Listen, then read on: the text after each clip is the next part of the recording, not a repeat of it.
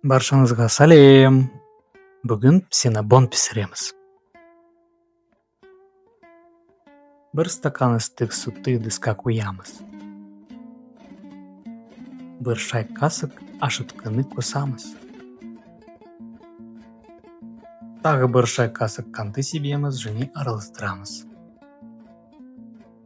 Онда ситыдан өткіземіз. Жақсы араластырамыз. 15 минутқа жылы жерге қоямыз. 15 минуттан кейін 2 жұмыртқа қосамыз. Жарты пачка сары май саламыз. Дәмге қарай тұз қосамыз. Араластырамыз.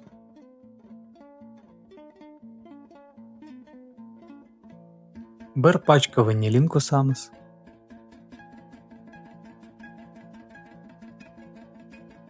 Төрт ас қасық қант саламыз және араластырамыз.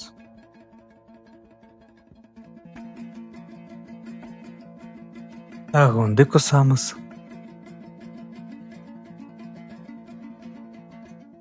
Және араластырамыз.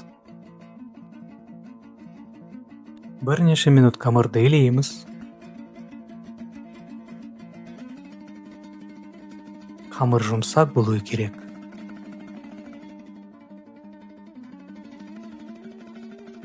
Қамыр қолға кішкене жабысып тұруы керек.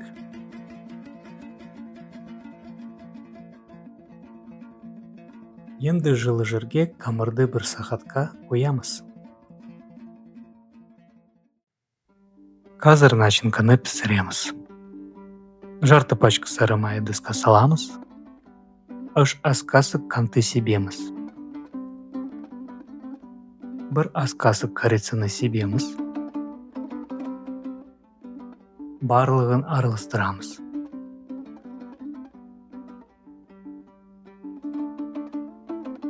Енді дайын қамырды оқтаумен жаямыз.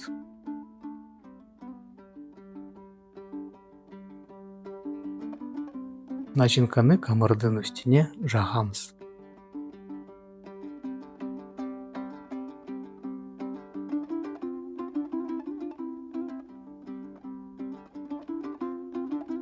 Қамырды рулет қылып ораймыз.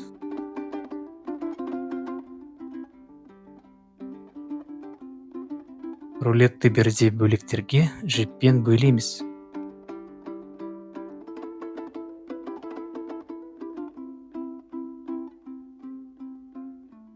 Өсімдік майын протеинге жағамыз.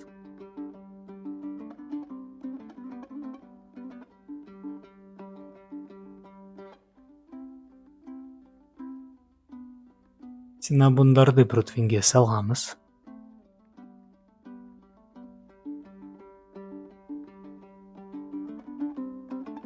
Енді 40 минутқа духовкаға жайытқа қоямыз.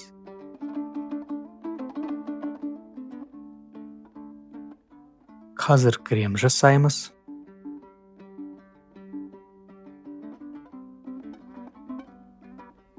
Қаймақ пен қант пудрасын ыдысқа саламыз.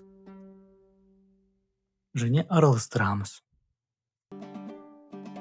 Тәтті кремді синабондардың үстіне жағамыз.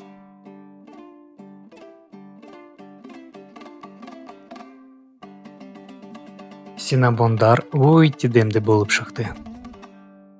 Қазақта жұмыс ауыр болса да, нан тәтті деген мақал бар. Ас болсын, сау болыңыздар.